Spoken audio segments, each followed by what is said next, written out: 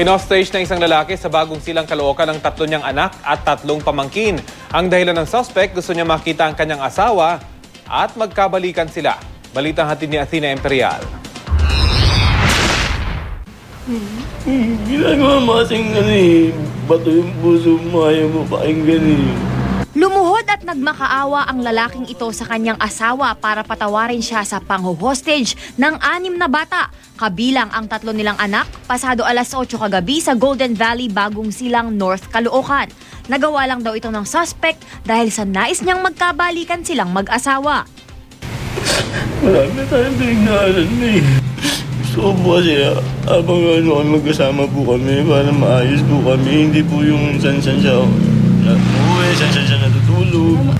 Napuno na po ako sa kanya. Maraming beses na po kasi siya nangako. Maraming beses na siya nangako sa akin. Maliban sa 3 nilang anak, hinostage din ng suspect ang 3 pa nitong pamangkin. Tulala umano at na-trauma ang mga bata, lalo na ang 7 taong gulang na sinakal at tinutukan ng kutsilyo ng suspect. Paliwanag ng suspect, hindi naman daw talaga niya balak saktan ang mga bata.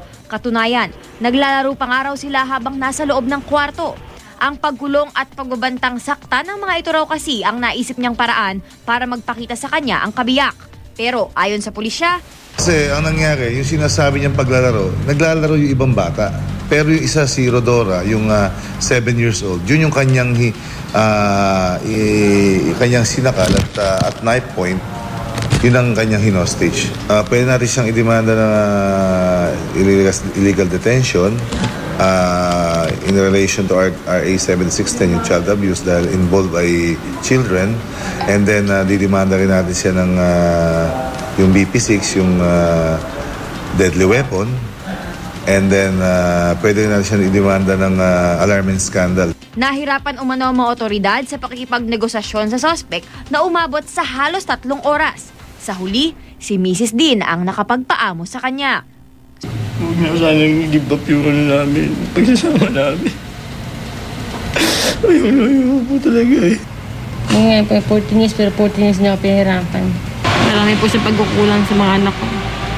Athena Imperial, GMA News.